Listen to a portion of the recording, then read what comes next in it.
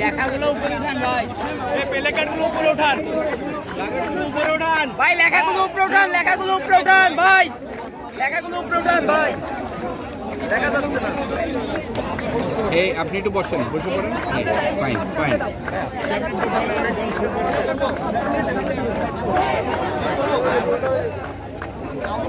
এইদিকে ভাইয়া সমগ্র ছাত্র নতুন রাস্তা মোড়ে একত্রিত হয়েছি। বাংলাদেশে যে কোটা বৈষম্য চলতেছে, এই কোটা বৈষম্যটা আমরা সংস্কার চাই। এই ছাত্র সমাজ কেউ এই কোটা বৈষম্য মেনে নিতে পারছে না, কারণ ছাত্র সমাজ চাচ্ছে সবাই মেধার মূল্য দিক, মেধায় নিজের মেধাকে প্রমাণ করে সবাই সার্ভিসে আসুক।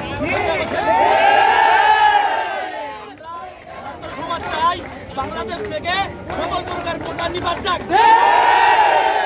আমরা মেধার ভিত্তিতে এই বাংলাদেশ গড়ে তুলব। আমাদের মূল কথা, প্রত্যেকটা ছাত্র কোটার বিপরীতে এবং সবাই মেধার পক্ষে আমরা রাজপথে নেমেছি। কোটা যতক্ষণ পর্যন্ত নিপাত না যাবে, সংস্কার না হবে, এখানে সরকারি বিএল কলেজ, খুলনা এবং বিভিন্ন ইউনিভার্সিটি, বিভিন্ন সরকারি কলেজের ছাত্ররা একত্রিত হয়েছি। এখানে সবাই একাত্মতা জানিয়েছে, সবাই আসছে শুধুমাত্র এই বাংলাদেশ থেকে কোটা বৈষম্য দূর করার জন্য। মাধ্যমে সরকারকে অবহিত করতে চাই যে আপনারা সরকার যারা আছেন তারা বিষয়টা নজরে নেবেন এবং এই বিষয়টা অতীব জরুরি। আপনারা দেখবেন যে মেধা ছাড়া আসলে কোনো ক্ষেত্রে সম্ভব না। এখানে যদি দালালি করে কোটার মাধ্যমে আসলে সব জায়গায় চোর ছাড়া আর কিছু নেই। প্রত্যেকটা ডিপার্টমেন্ট, প্রত্যেকটা প্রতিষ্ঠান চোরে পড়ে গিয়েছে। থেকে বেরিয়ে আসতে চাই এবং সকলের দাবি এটাই, আমাদেরকে মেধার ভিত্তিতে নিয়োগ দিতে হবে, আমাদেরকে যাচাই করতে হবে।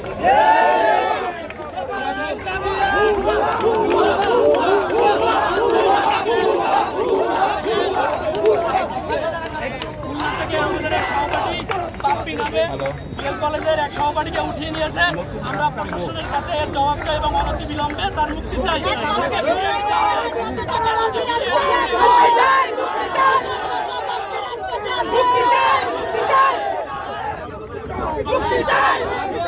এই ভাইকে যদি আমরা না পাই, তাহলে আমরা সকাল সন্ধ্যা অবরোধ করবো। এই মাটিতে এমন ভাবে অবরোধ করবো, সারা বাংলাদেশের ঢাকা বিশ্ববিদ্যালয়, জগন্নাথ ধানভাবে তারা এই রাজপথ থেকেছে। আমাদের এই ভাইকে 3 ঘন্টার ভিতরে আমাদের কাছে আমরা এমন ভাবে পদক্ষেপ নেব, এই খুলনা কিন্তু ছাত্র জনতাই ভরিয়ে দেবো আমরা।